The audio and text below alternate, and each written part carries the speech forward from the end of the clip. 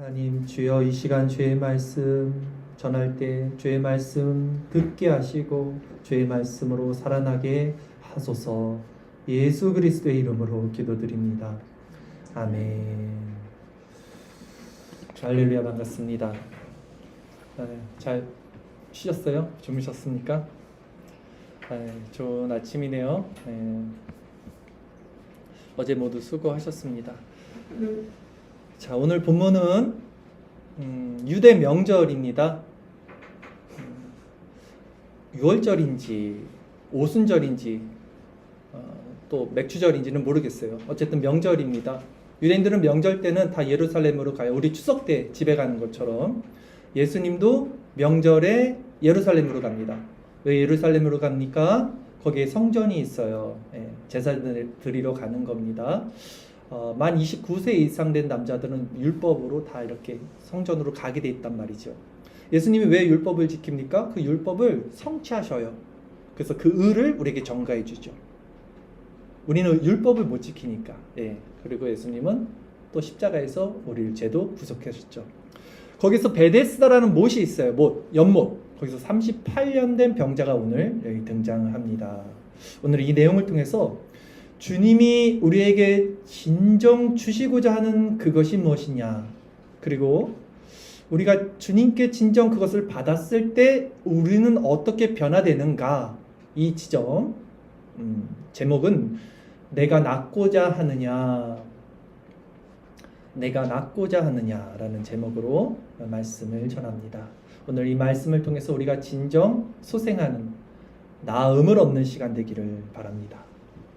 오늘 본문 요한복음 5장 1절 그리고 2절까지 먼저 제가 본문을 한번 읽어드릴게요. 그 후에 유대인의 명절이 되어 예수께서 예루살렘으로 올라가시니라. 예루살렘에 있는 양문 곁에 히브리 말로 베데스다라 하는 못이 있는데 거기 행각 5이 있고. 자, 예루살렘으로 갔는데요. 거기 뭐가 있었습니까? 히브리 말로 베데스다라고 하는 못, 연못이 있어요. 그리고 그 연못 근처에는 양문이 있어요. 양문 곁에 베데스다가 있다는 거예요. 양문은요, 그 양이에요. 그 양입니다. 쉽 게이트, 양문. 이 양문이 우리 어저께 화성에 갔었잖아요. 수원 화성도 뭐 장화문, 화서문, 팔달문 이렇게 동서남북 문이 있는 것처럼 예루살렘 성도 동서남북에 문이 있다고요. 근데 이 양문은 이제 북쪽에 있어요. 북쪽에 있는데 그 양문의 이름 그대로 이제 성전에서 제사를 지낼 제물들이 필요합니다. 동물들을 제사 지낼 때 그 양문으로 동물들이 들어오는 거예요. 성전 안으로, 구내로. 근데 동물을 들어올 때 동물을 좀 깨끗하게 해서 제물을 드려야 되니까 그 북쪽에 있는 양문 곁에 베데스다라는 못이 있는 겁니다. 말로는 그걸 만들었다고 하더라고요. 수로를 뚫어서. 거기서 짐승들을 씻기는 거죠. 그리고 그 양문으로 들어오는 겁니다. 오늘 배경이 거기에요. 그래서 양문이 있고 베데스다 못이 있다. 근데 그 베데스다 못에 뭐가 있냐면 행각이 5이 있다라고 오늘 기록하고 있죠. 행각은 뭐냐면 정자, 쉽게 얘기하면 지붕이 있는 정자예요. 큰 정자. 그 5개 채나 있으니 규모가 작은 규모는 아닙니다. 그게 연못에 있었어요. 그러니까 연못도 작은 규모는 아니었다. 그 큰 행각 5에 누가 있었냐면 많은 병자들이 또 있었습니다. 오늘 본문 요한복음 5장 3절 말씀에 그 안에 많은 병자, 맹인, 다리 저는 사람, 혈기 마른 사람들이 누워 물의 움직임을 기다리나니. 그래서 많은 사람들이 누워 있었습니다. 이들이 언제부터 여기 행각에 누워 있었는지는 기록되지 않았지만 이들은 자신의 그 건강을 회복하게 될지도 모른다는 아주 가능성이 매우 희박한 한 가지 소망, 한 가지 희망에 매달려서 거기서 계속 기다리고 있는 거예요. 그 연못에 물이 동하는 거예요. 어쩔 때 천사가 내려와서 물을 움직이게 한대요. 그때 거기 제일 먼저 들어가는 사람이 병을 낫는다는 전설 따라 산말리, 그런 전설이 있었던 거예요. 유대인들에게. 그러니까 거기 많은 병자들이 지금 모여 있었던 겁니다. 저는 오늘 이 본문을 묵상하면서 처음에 이 베데스다 못이요, 우리가 사는 세상처럼 느껴졌어요. 이 베데스다는 고통받는 병자들이 다 모여서 지푸라기 같은 희망이라도 붙잡기 위해서 있는 곳이에요.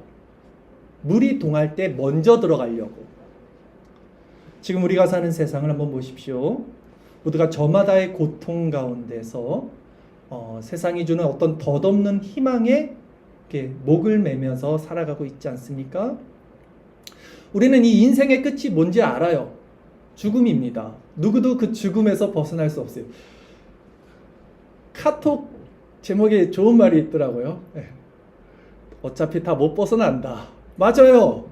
우리는 결과를 알아요. 누구도 살아남지 못해요. 이 인생이라는 게임에서 끝은 죽음입니다.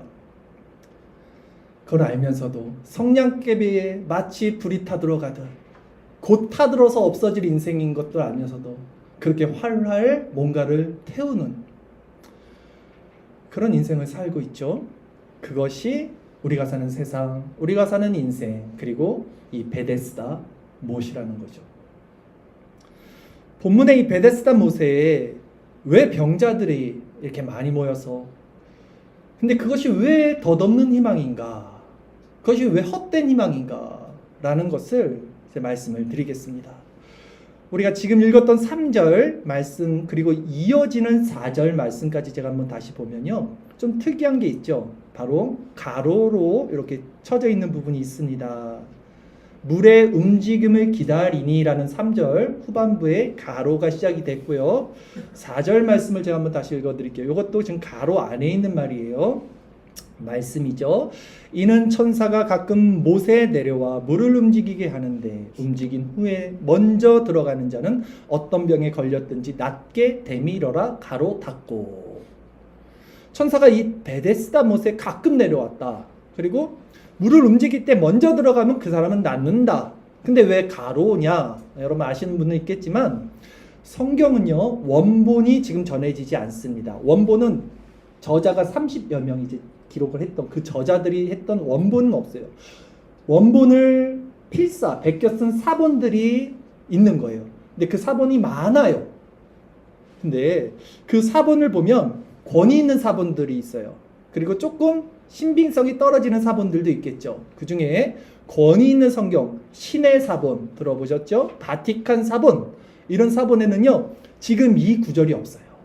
3절, 4절 이 말씀이 없어요. 그런데 알렉산드리아 사본이나 레기우스 사본에서는 이 3절, 4절 가로친 부분이 있어요.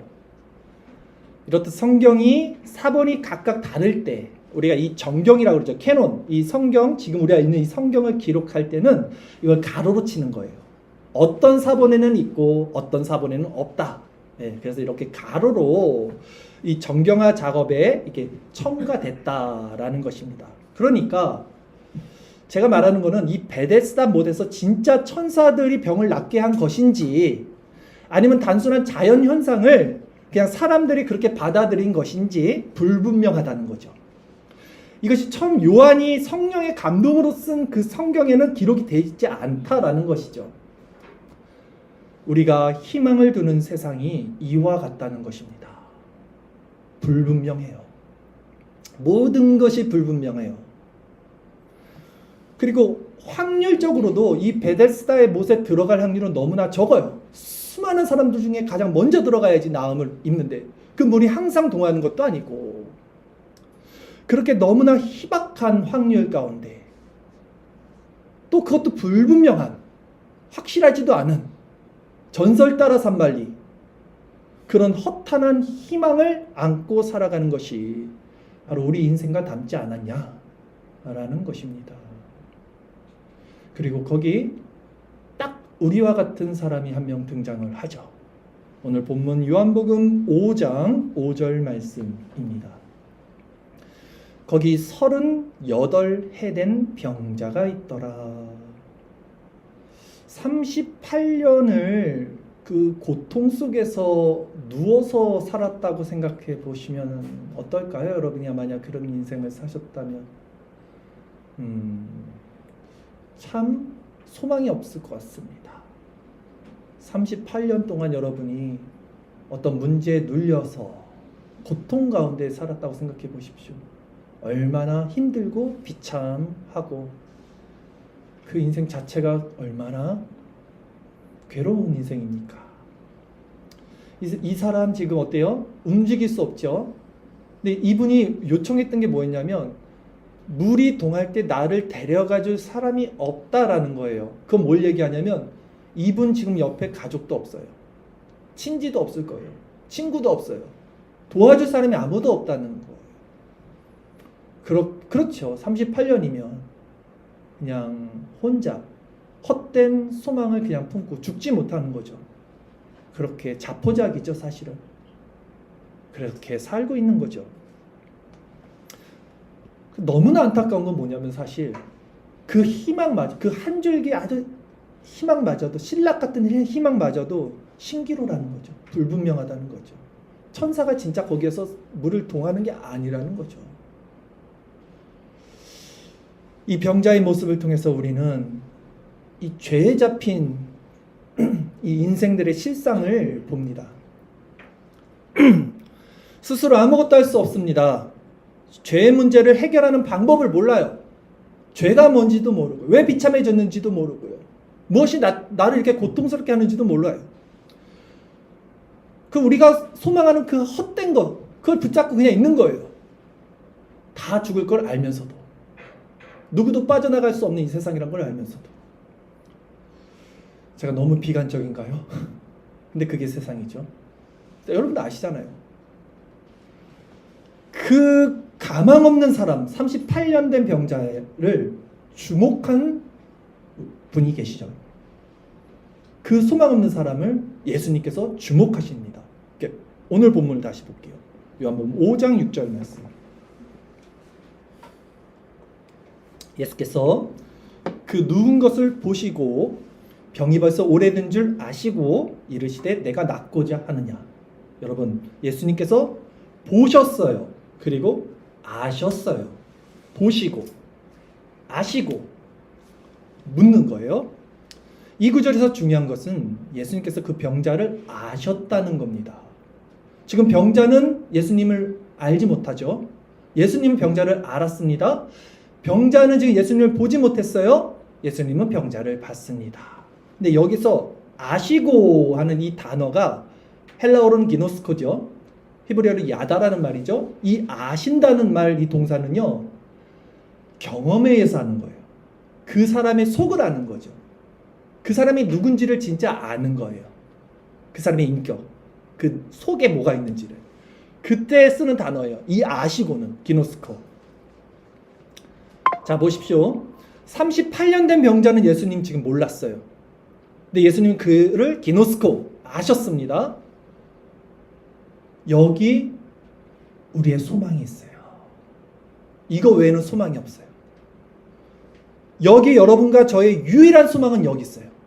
주님이 나를 아신다. 주님이 나를 보신다. 이거 외에는 없어요. 제가 주님을 처음 만났을 때, 어제 제가 말씀드렸지만 알게 된 거는요, 주님이 나를 알고 계셨구나를 알았어요. 제가 주님을 처음 만났을 때 주님이 나를 이미 알고 계셨네를 알았습니다. 근데 그게 어떤 알미였냐면, 내가 나를 알기도 전에, 그러니까 내가 세상에 태어나기도 전에 주님이 나를 아셨네, 내가 그분 안에 있었네 라는 사실을 알게 되었습니다. 그것을 제가 어떻게 알게 된지 모르겠어요. 전 그때 교리를 몰랐어요. 하나님의 속성, 편재성, 전지성, 전능성 몰랐어요. 근데 알았습니다. 이거를 그냥 분명 그런 인식과 확신이 제 안에 새겨졌어요. 알았습니다. 제가. 그리고 그것이 저에게 당시 정말 엄청난 안정감을 줬어요. 엄청난 안정감을. 저희 시골에 살거든요. 예전에 시골엔 별이 많아요. 밤에 운동장에 이렇게 누워 있으면 하늘에 별이 쏟아진다는 말 여러분 아세요? 시골 사신 분은 아실 거예요. 진짜 쏟아져요. 근데 그게 와, 하나님이 나를 이렇게 덮고 있구나, 알고 있구나. 그냥 그 별을 보면서도 알았어요. 하나님의 세상이 무엇인지를, 하나님이 지금 나를 지켜주고 있다는 거를, 그 평온함이 있었습니다. 그 후로 제가 항상 고백하는, 노래하는 시편이 있어요. 제가 거기다가 써놨는데요. 시편 23편 1절 6절 말씀, 우리 한번 같이 읽어볼 수 있을까요? 그 있죠? 같이 읽겠습니다. 여호와는 나의 목자시니 내게 부족함이 없으리로다. 그가 나를 푸른 풀밭에 놓이시며 쉴만한 물가로 인도하시는도다. 내 영혼을 소생시키시고 자기 이름을 위하여 의의 길로 인도하시는도다. 내가 사망의 음침한 골짜기로 다닐지라도 해를 두려워하지 않을 것은 주께서 나와 함께 하심이라. 주의 지팡이와 막대기가 나를 안위하시나이다. 주께서 내 원수의 목전에서 내게 상을 차려주시고 기름을 내 머리에 부으셨으니 내 잔이 넘치나이다. 내 평생에 선하심과 인자하심이 반드시 나를 따르리니 내가 여호와의 집에 영원히 살리로다. 아멘. 제가 그때 이후로 이 고백을 계속 노래했어요. 내 평생에 주의 선하심과 인자하심이 정녕 나를 따르리니 내가 여호와의 집에 영원히 살리로다. 이 평안감, 이 안정감, 이거는 세상과 바꿀 수가 없겠죠. 여러분, 기노스코, 안다는 건요 사랑한다는 거예요. 안다는 건 사랑하는 거고요, 사랑하니까 보는 거예요. 예수님 지금 보고 계셨죠? 그리고 아셨죠? 그게 사랑하는 거예요. 우리는 예수님을 못 봤어요. 베데스다 이 38년 된 병자, 예수님 몰랐어요. 사랑할 수 없는 거죠. 사랑은 여기 있나니. 우리가 하나님을 사랑할 수 없어요. 하나님 누구신지 몰라요. 그분이 먼저 우리를 사랑하신 겁니다. 그래서 우리가 그 사랑을 알게 된 거예요. 그분이 우리를 알았다고요. 그분이 우리를 보셨다는 거죠. 그 경험을 했다는 말씀을 드리는 거죠. 마찬가지입니다, 여러분. 주님이 여러분을 아실까요? 맞습니다. 주님은 여러분을 아십니다. 여러분이 주님을 알지 못했을 때, 그때도 주님은 여러분을 보고 계셨습니다. 여러분이 주님을 보고 있지 못할 때, 죄 가운데 빠졌을 때도 주님은 여러분을 보고 계셨고 알고 계셨습니다. 그건 사랑한다는 말씀입니다. 그것이야말로 진정한 여러분과 저희 소망이에요. 유일한 소망이에요. 이것밖에 없어요. 이것밖에 없어요. 주님이 나를 알고 계셨다면 그것이 소망이에요. 다른 게 없어요. 내 편에 살 수 있는 거 아무것도 없고요. 주님이 나를 알았다? 이걸 내가 아는 것, 이게 끝입니다. 신앙은. 주님이 나를 알았다? 그걸 내가 알게 되는 것. 여기서 게임이 끝나요. 그걸 안 사람은 절대 주님을 떠날 수도 없고요. 주님도 우리를 버리지 않습니다. 그게 다예요. 여러분이 주님을 알고 있었고 주님이 여러분을 보고 있었다. 그것이 근데 왜 우리의 소망이 되냐? 우리 편에선 할 수 있는 것이 아무것도 없기 때문이라는 거예요. 여러분, 제 말은. 주님이 우리를 알지 않는 이상 우리 편에서 할 수 있는 게 아무것도 없어서 주님이 우리를 아는 게 우리의 유일한 소망이라는 거예요. 우리는 죄의 문제를 해결할 수 없고요. 죽음의 문제도 해결할 수 없잖아요. 뭘 할 수 있다고 그러는 거예요 도대체. 뭐 이렇게 자신만만합니까 다들 세상 사람들은. 죽음의 문제도 죄의 문제도 아무것도 해결하지 못하면서 마치 성냥개비 타들어가듯 곧 죽을 거면서 뭐 이렇게 의기양양하고 뭐 이렇게 자신감 있게 삽니까? 여러분, 부모는요 자기가 배로 난 자식을 알죠. 여러분 이제 부모가 되신 분들은 다 아실 거예요. 자식을 낳았을 때. 근데 태어난 아기는 그 자기가 태어난 때를 기억하지 못하죠. 아기니까. 근데 부모는 그걸 봤어요. 애 어떻게 태어났는지. 그걸 받고 기억을 합니다. 자녀가 태어난 때를 부모는 잊을 수 없어요, 여러분. 그게 심장과 마음에 새겨서 그냥 새겨져 있는 거예요. 그건 시간을 초월해서 새겨져 있어요. 그냥 그 기억은 생생합니다. 그 감격과 형언할 수 없는 그 감동이 그냥 새겨진다고요. 부모의 마음에는. 애기가 태어났을 때 그거를 시간을 초월한다고요. 그거는 100년 만년이 지나도 사라지는 게 아니라고요. 그거는. 근데 자녀는 부모를 모르잖아요. 그건 사라지는 게 아닙니다. 여러분, 주님은 여러분을 그렇게 하셔요. 우리가 죄로 말미암아 주님을 모르는 거예요. 지금 잃어버린 거죠. 잊어버린 거죠.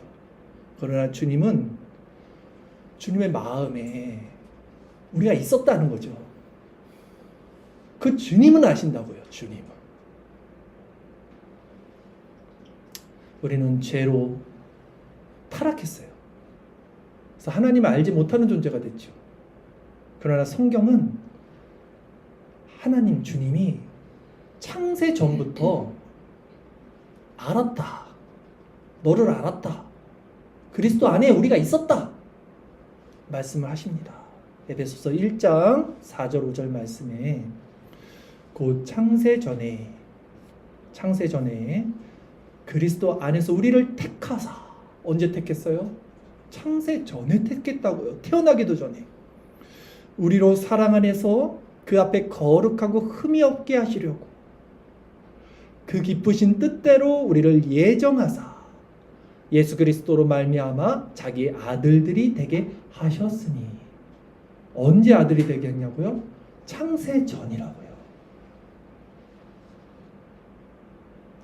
이것이 얼마나 큰 사랑인지, 얼마나 큰 위로인지, 얼마나 큰 평화인지 여러분 아십니까?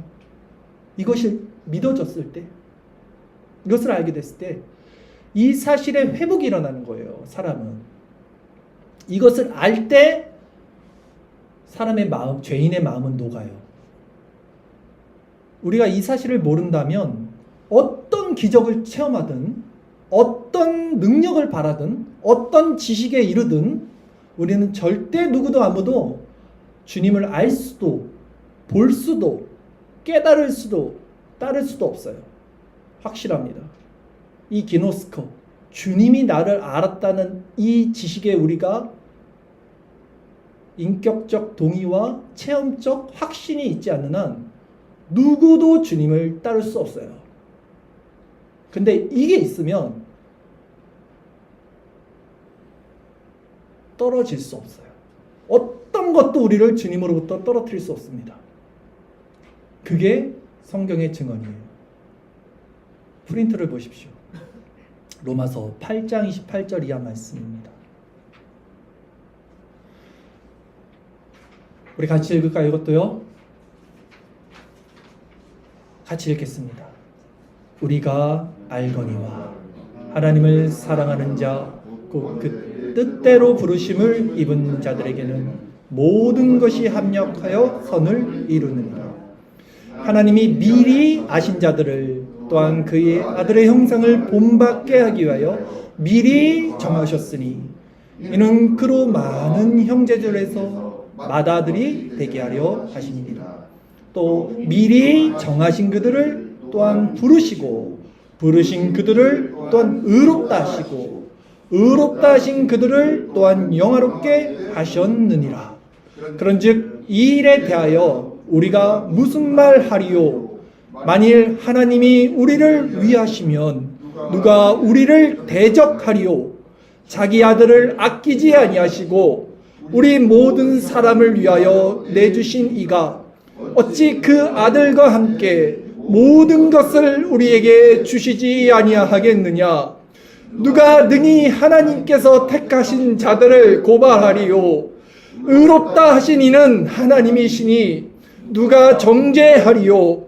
죽으실 뿐 아니라 다시 살아나신 이는 그리스도 예수시니 그는 하나님 우편에 계신 자요 우리를 위하여 간구하시는 자신이라. 누가 우리를 그리스도의 사랑에서 끊으리요? 환난이나 공고나 박해나 기근이나 적신이나 위험이나 칼이랴. 기록된 바 우리가 종일 주를 위하여 죽임을 당하게 되며 도살당할 양같이 여김을 받았나이다 함과 같으니라. 그러나 이 모든 일에 우리를 사랑하시는 이로 말미암아 우리가 넉넉히 이기느니라. 내가 확신하노니 사망이나 생명이나 전사들이나 권세자들이나 현재일이나 장래일이나 능력이나 높음이나 깊음이나 다른 어떤 피조물이라도 우리를 우리 주 그리스도 예수 안에 있는 하나님의 사랑에서 끊을 수 없으리라. 여기 아멘이 돼야 돼요. 여기서 아멘 되면 끝입니다. 여기서 아멘이 돼야 돼요. 여러분,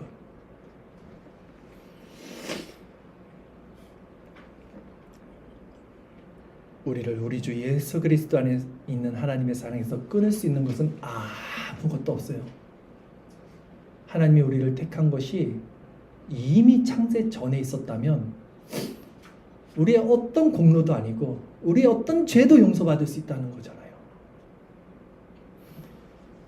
오직 그리스도의 이 사랑만이 우리의 구원의 보증의 강력한 인침입니다.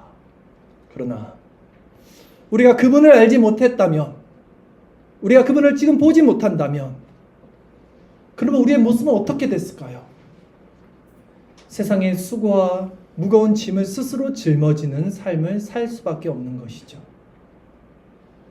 고되고 비참하고 외롭고 절망스러운 인생을 홀로 살다 죽게 되는 것이죠.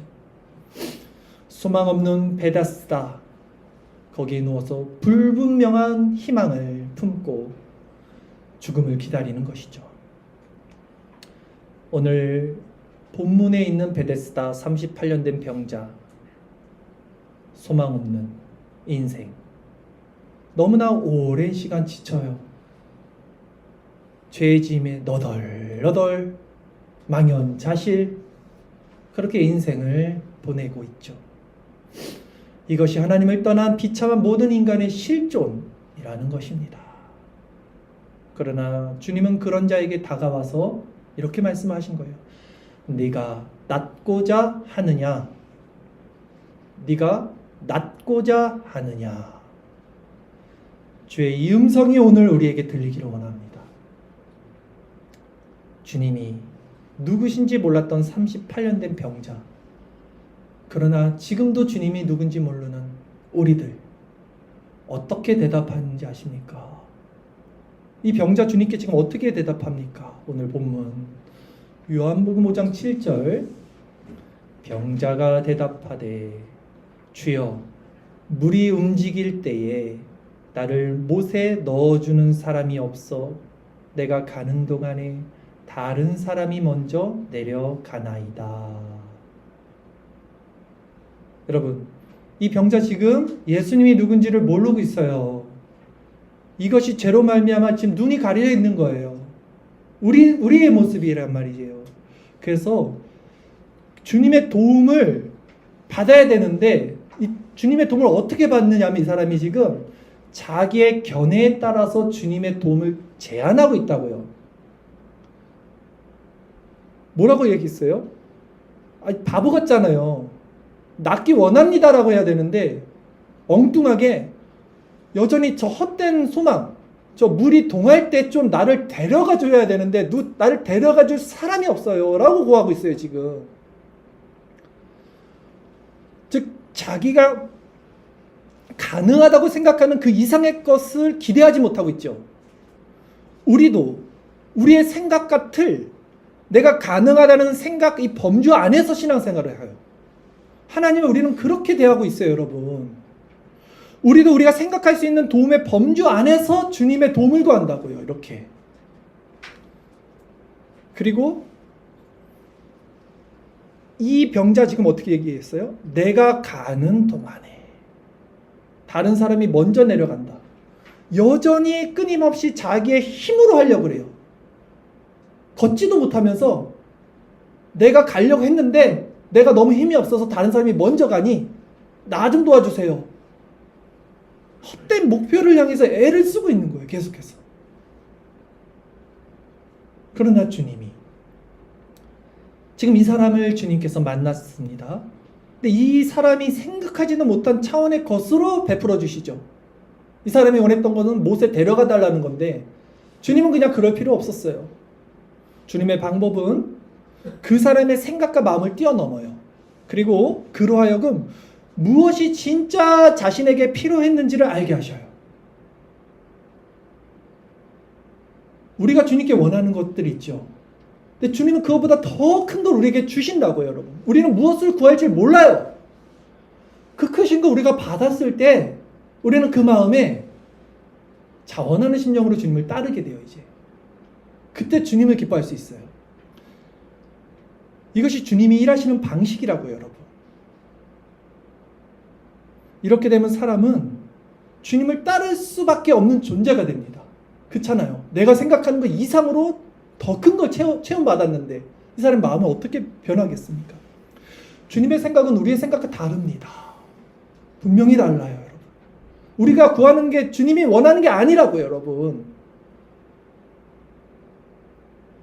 주님은 38년 된 병자에게 상상할 수도 없는 것을 행하셨죠. 오늘 본문 요한복음 5장 8절에 예수께서 이르시되 일어나 내 자리를 들고 걸어가라 하시니, 일어나 자리를 들고 걸어가라. 누구도 그렇게 말할 수 없습니다. 누구도 그런 일이 일어나라고 상상조차 할 수 없습니다. 기껏해야 그냥 못에 데려다 줄 사람을 구할 수 있는 거죠. 기껏해야 확실하지도 않은 그냥 천사의 도움을 구할 수 있는 거죠. 그러나 주님은 전혀 상상할 수도 없는 방법으로 은혜를 베푸셔요. 그는 예수님께 이 은혜를 받았죠. 오늘 마지막 9절, 요한복음 5장 9절, 그 사람이 곧 나아서 자리를 들고 걸어가니라. 자, 여러분, 그렇다면 여러분이 이제 우리가 구하는 것과 주님이 주시고자 하는 것, 이 사이의 차이를 생각해 봅시다. 오늘 아까 제가 서두에 말했죠. 우리가 진짜 주님께 원하는 것, 주님이 우리에게 진짜 주시고자 하는 것, 이 차이. 38년 된 병자, 바랬던 소망이 무엇이었습니까? 물이 동할 때 자신을 못에 데려다 줄 사람을 요청했어요, 예수님께. 이것이 그 사람이 생각할 수 있는 최대의 소망입니다. 그 사람이 가지고 있는 최대의 복음이에요. 우리가 주님께 구하고 있는 것이 그렇다는 거예요, 여러분. 우리는 땅의 것을 구하잖아요. 근데 우리의 필요는 땅의 문제에 국한되어 있는 게 아니라고요, 여러분. 우리가 생각할 때는 근데 이게 돼야 돼. 이게 전부야, 나에게는. 이게 생명이야, 지금. 이게 절실히 필요해요, 나한테는. 그러나 주님이 우리에게 주시고자 하는 것은 전혀 다른 더 큰 차원이에요. 주님은 그것과 비교할 수 없을 더 크고 놀라운 것을 주시기를 원하고 주시는 분이라고요. 그렇다면 그것이 무엇이냐? 주님이 진짜 우리가 원하는 것보다 비교할 수 없을 만큼 큰 그것을 경험했을 때 우리가 그래서 놀래 자빠질 정도로 우리에게 주시고자 하는 게 무엇이냐? 바로 죄사함이에요. 그게 죄사함이라고요, 여러분. 죄사함이 뭔지 모르시죠? 죄사함은요, 자유예요. 자유가 뭔지 모르시죠? 자유는요, 해방이에요. 해방이 뭡니까? 자유가 내 마음대로 살아가는 게 자유가 아니고요. 그 방종이고요. 죄사함을 얻게 되는 자유는 하나님의 말씀에 자원하는 심령이 돼서 순종할 수 있는 능력이에요. 이게 자유입니다. 아셨어요? 죄송해요. 화는 낸 거 아닌데. 자유는 내 마음대로 그냥 편하게 사는 게 자유가 아니고요. 하나님의 율법에, 하나님의 말씀에 내가 항상 부딪히고 거칠고 그것이 싫은 사람인데 그것에 자원하는 마음으로 순종할 수 있는 마음이 일어나는 게 자유라고요. 그게 죄사함의 능력이라고요. 그게 사람을 살린다고요. 왜? 그게 하나님의 형상으로 지음받은 우리의 원래 모습이라고요. 그 하나님의 법을 지키고 하나님의 말씀에 순종하는 게 기쁜 거예요. 그 그게 진짜 내 삶이고 내 모습이고 그게 너무나 아름답고 행복한 거라고요. 그게 죄사함이 주는 자유라고요. 나만 신났어 지금. 표정이.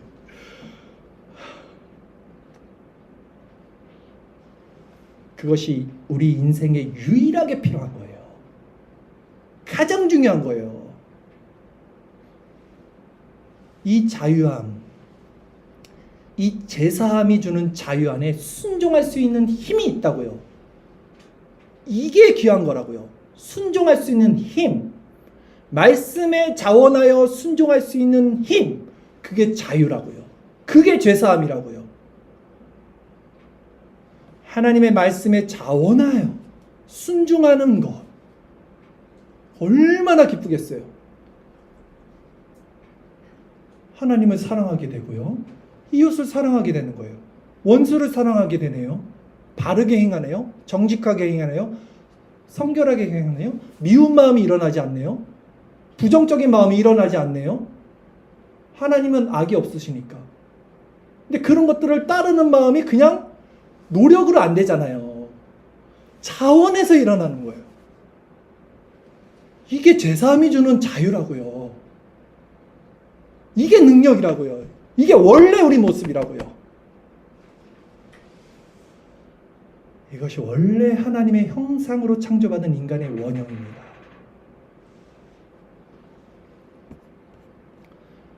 순종을 못해서 여러분이 힘든 거예요. 순종을 못해서 자유하지 못한 거예요. 순종을 못해서 우리가 이렇게 고통을 받고 사는 겁니다. 순종할 수 없잖아요. 육체 때문에. 우리가 아침마다 살펴보는 이 말씀 묵상 중에 어떤 내용이 있었냐면요, 남유다 왕 중에 아마사 있었어요. 네, 정직하게 행했다가 나중에 또 교만합니다. 근데 이제 아람을 막 잘 나가니까 아람 치고 막 해요. 우상 숭배하고. 그때 이제 교만해지니까 북이스라엘도 막 치려고 해요, 다. 네, 이제 북이스라엘 왕이 너 그거 하지 마라. 너 이제 여기서 그만둬라. 근데 아마사가 듣지 않겠죠. 교만해지니까, 잘 나가니까. 근데 성경은요, 그 듣지 아니함이 하나님께로부터 말미암음이라고 말합니다. 역대하 25장 19절 이하 말씀, 주일설교 말씀 구절을 제가 읽습니다. 네가 에돔 사람들을 쳤다고 네 마음이 교만하여 자긍하는도다. 내 궁예나 있으라. 어찌하여 화를 자초하여 너와 유다가 함께 망하고자 하느냐. 아마샤가 듣지 아니하였으니 이는 하나님께로 말미암은 것이라. 그들이 에돔 신들에게 구하였으므로 그 대적의 손에 넘기려 하십니다. 잘 보세요. 하나님께로부터 말미암았다 그랬어요. 우리가 말씀을 듣지 않습니다. 우리가 말씀에 순종하지 않습니다. 이것은 죄의 결과예요. 죄의 결과입니다. 죄 때문에 우리가 할 수 없는 거란 말이죠. 그리고 그것 자체가 하나님의 버려두심의 징계이자 심판이라는 거예요. 아시겠습니까? 우리가 하나님의 말씀에 순종하지 못하는 것, 그것이 하나님의 징계라고요. 그것 자체가 지옥이라고요. 이것은 하나님이 죄의 조성자, 하나님이 죄의 창시자, 하나님이 죄를 짓게 만드시는 분으로 책임자로 넘기는 게 아니죠. 하나님이 인간을 그냥 두면, 내버려 두면 인간은 자연스럽게 다 그렇게 되는 거예요. 타락했고 부패했고 죄성이 있어서 다 그렇게 하나님을 대적하고 멸망받는 것으로 가는 거예요. 자연스럽게. 하나님 책임이잖아요가 아니라 하나님이 그냥 간과하시는 거예요. 내버려 두는 거예요. 그게 징계라고요. 그게 심판이라고요. 책임은 우리 거라고요. 인간의 비참함, 바로 이 죄의 문제. 그러기에 이 죄의 문제가 해결되지 않으면요, 다른 어떤 것으로도 우리 인생의 문제는 해결되지 않습니다. 죄의 문제가 해결돼야 자유를 얻고, 자유를 얻어야 순종, 자원하는 마음이 생긴다는 거예요. 세상은 이 문제를 해결하기 위해서 엉뚱한 곳에서 해결책을 찾잖아요. 돈, 명예, 지식, 철학, 과학, 종교 착각하고 있는 거예요. 천사를 기다리고 있는 겁니다. 허탄한 곳에서. 기독교 종교 아닙니다. 종교는 사람이 인간을 위해서 있는 게 종교고요. 기독교는 하나님을 위해 있는 거예요. 기독교를 종교 카테고리에 넣지 마세요. 좀 기분 나쁘니까. 종교는 사람이 만들어낸 거잖아요. 기독교는 하나님을 위해서 있는 거죠. 하나님의 영광을 위해서 있는 거예요, 우리는. 그러기에 우리가 하나님의 말씀에 아멘이 되고요. 이 아멘이 실제 순종의 삶으로 나타난다면 그것이 지금 하나님께서 나를 붙들고 계시는 거구나 라고 여러분이 아신대요. 이게 은혜구나 라는 겁니다. 이게 자유구나. 이게 죄사함이구나. 그러면 더 이상 필요한 게 없어요. 진짜입니다. 바꿔 말하면요. 하나님께서 은혜를 주셨기 때문에 순종할 수 있는 거예요. 은혜를 주시지 않으면 누구도 순종할 수 없어요. 믿음도 하나님의 성령의 선물이에요. 은혜도 선물입니다. 순종도 선물이에요. 그래도 성화에서 순종은 우리의 책임과 의무, 역할 아닙니까? 그건 교리 그렇죠. 그러나 그것까지도 하나님이 허락하지 않으면 할 수 없어요. 근데 믿음이 참 믿음이라면, 믿음이 선물이고 하나님이 주신 거라면 그 믿음은 순종을 반드시 만들어냅니다. 이게 참 믿음이죠. 내가 하는 게 아니라 그냥 그 믿음이 나를 순종하게 만들어낸다고요.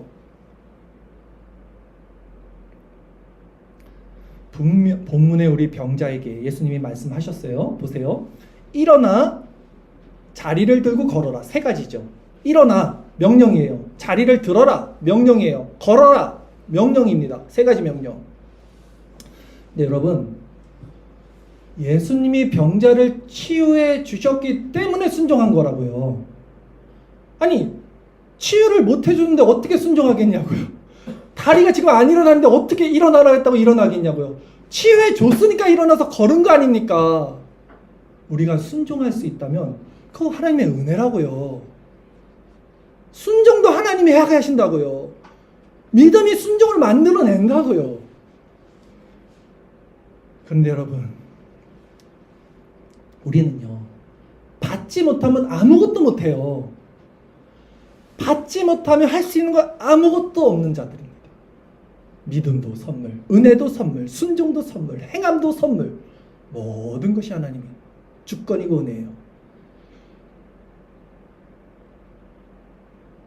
그러기에 만약 우리가 지금 주님께 순종할 수 없다면, 순종하기가 너무 어렵다면 여러분, 그것 자체가 하나님의 징계라는 것을 여러분 지금 기억하셔야 돼요. 그것 자체가 지금 하나님의 징계를 받고 있구나. 내가 선민이라고 의시될 거 없어요. 순종할 수 없다면 죽은 믿음이잖아요. 내가 지금 징계 안에 있구나. 내가 얼마나 하나님과 단절되어 있으면 순종할 수 없을까? 내가 얼마나 죄에 깊이 빠져 있으면, 내가 얼마나 세상을 사랑하면, 내가 얼마나 세상 친화적으로 살면 내 마음에 순종하는 마음이 일어나지 않을까? 그렇게 나를 사랑하는 하나님을 왜 나는 순종할 수 없을까? 그 자체가 38년 된 병자의 모습이죠. 그 자체가, 그 순종할 수 없는 그 마음의 자체가 이미 지옥을 살고 있는 거예요, 여러분. 그 삶 자체가 베데스다입니다. 그 삶 자체가 주님을 모르는 세상 사람의 모습이죠. 주님이 우리에게 믿음을 주셨다면 순종할 수 있는 은혜도 주님은 주시는 분이에요. 여러분, 기억하셔야 돼요. 정말 주님이 우리에게 믿음을 주셨다면요, 이 살아있는 믿음은 주님이 우리를 순종할 수 있는 그 믿음을 주시는 분이라고요. 여러분, 하나님의 말씀에 자원하는 이 마음의 순종이 일어난다고 생각해 보십시오. 그게 천국이라고요. 의와 희락과 평강이 마음에 일어나요. 여러분 왜 힘듭니까? 미워하는 마음 때문에 힘들지 않습니까? 부정적인 마음이 일어나서 힘든 거 아닙니까? 자꾸 생각에 꼬리를 물어서 힘든 거 아닙니까? 자꾸 좋게 생각하려도 저 사람 행동 보면 분이 일어나고 화가 일어나서 힘든 거 아닙니까? 자기 성질 못 이겨서 힘든 거 아닙니까? 다 죄 때문에 그런 거 아닙니까? 그게 일어나지 않는다면, 그리고 오히려 그런 원수들이 그냥 사랑스러워 보이고 나보다 낫게 보이고 너무나 다 하나님의 형상으로 보인다면 그 천국 아닙니까? 여러분이 지금 하나님 앞에 구하는 게 뭡니까? 여러분이 하나님 앞에 구해야 될 게 뭐냐고요? 혹시 베데스다 38년 된 병자 같은 헛된 희망, 스스로 생각과 마음 가운데 머물러 이 땅의 문제에 국한되어 있는 것을 구하고 있지 않습니까? 그것은 우리를 자유하게 하지 못해요. 그것은 헛된 것입니다. 우리에게 필요한 것은요, 죄사함의 은혜예요. 그것은 오직 그리스도를 믿는 믿음으로만 받는 것이죠. 그리고 그 믿음은 선물이죠. 그 선물은 순종을 만들어냅니다. 세상에 순종하지 못하는 믿음이란 없습니다. 왜? 믿음도 순종도 주님이 주시는 거잖아요. 일어나 걸어라. 고쳐줬으니까 일어났다고요. 그것이 자유고 그것이 주의 자녀가 누리는 하나님 나라의 상태다. 그리고 그걸 받아야만 진짜 생명으로 사는 것이다. 오늘 설교예요. 갈라디아서 5장 1절 말씀에 보면요, 그리스도께서 우리를 자유롭게 하려고 자유를 주셨으니 그러므로 굳건하게 서서 다시는 종의 멍에를 매지 말라.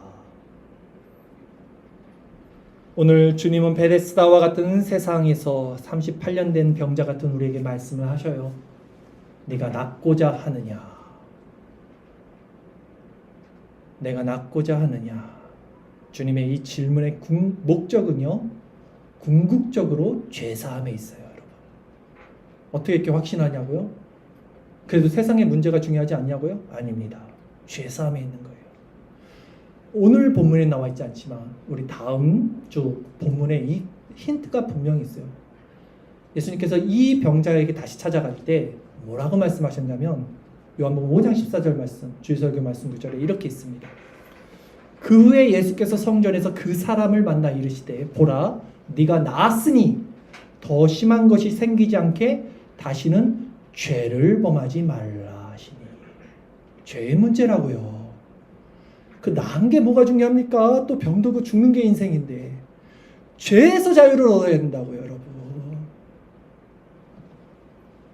여러분과 저의 문제는 죄의 문제입니다. 지금 여러분과 저의 문제, 세상의 모든 사람들의 고통 가운데 살아가는 문제, 바로 이 죄의 문제입니다. 그 죄를 해결하기 위해서 오신 분이 바로 예수님입니다. 이제 주님은 그 말씀에 저 못이 동할 때 나를 데려다 줄 사람이 없어요 라고 말하는 그 여전히 내 생각, 내 방법, 내 수준의 기도가 아니라 진정 주님, 이 죄의 문제에서 벗어나기를 원합니다. 순종할 수 있는 믿음 허락해 주시옵소서. 이렇게 기도하는 자가 돼야 돼요. 주님이 우리에게 정말 믿음을 주셨습니까? 그렇다면 일어나 걸어라. 믿음의 순종도 우리 주님이 일으켜 주실 것을 저는 믿습니다. 그것이 살아있는 믿음이고 그것이 자유고 그것이 주님이 택자에게 주시는 은혜예요. 여러분이 아직 이걸 받지 못했다면 구하셔야 돼요. 회개하셔야 돼요.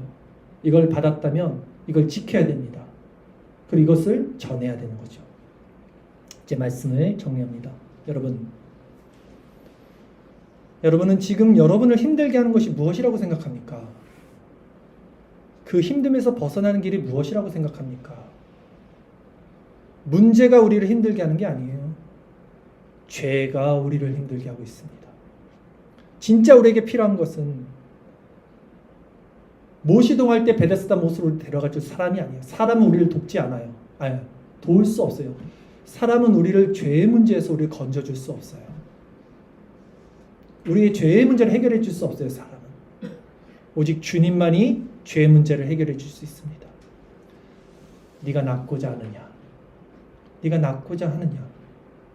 네가 낫고자 하느냐?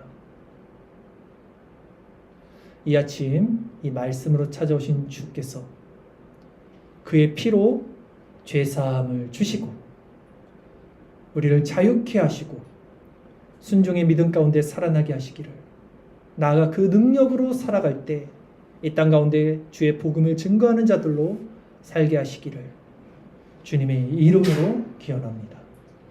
우리 마지막으로 요한복음 15장 1절에서 8절까지 말씀인데요. 같이 읽을게요. 정말 이 고백이 저와 여러분의 고백이 됐으면 좋겠습니다. 같이 읽겠습니다.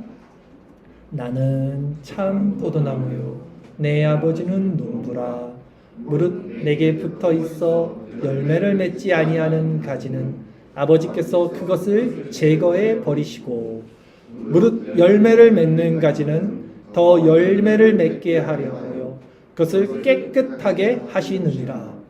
너희는 내가 일러준 말로 이미 깨끗하여졌으니 내 안에 거하라. 나도 너희 안에 거하리라. 가지가 포도나무에 붙어 있지 아니하면 스스로 열매를 맺을 수 없음 같이 너희도 내 안에 있지 아니하면 그러하리라. 나는 포도나무요 너희는 가지라. 그가 내 안에 내가 그 안에 거하면 사람이 열매를 많이 맺나니 나를 떠나서는 너희가 아무것도 할 수 없음이라. 사람이 내 안에 거하지 아니하면 가지처럼 밖에 버려져 마르나니 사람들이 그것을 모아다가 불에 던져 사르느니라. 너희가 내 안에 거하고 내 말이 너희 안에 거하면 무엇이든지 원하는 대로 구하라. 그리하면 이루리라. 너희가 열매를 많이 맺으면 내 아버지께서 영광을 받으실 것이요 너희는 내 제자가 되리라. 아멘. 기도드리겠습니다.